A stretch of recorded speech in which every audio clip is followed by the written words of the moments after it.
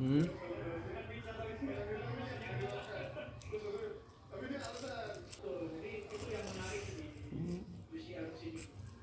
Ayo kita makan ya. Aku tahu-tahu nih lapar nih. Aku buat mie. Ini adalah mie soto tapi tak buat goreng ya. Nih, oke. Kita coba dulu ya. Ini sambil dengerin nih kekalahan Madrid sama Benfica, memalukan kan? Yang ngegulin kiper lagi. Oke. Hmm. Ini mie soto dibuat goreng rasanya cukup aneh sih, tapi masih bisa lah. Masih bisa dinikmati. Oke.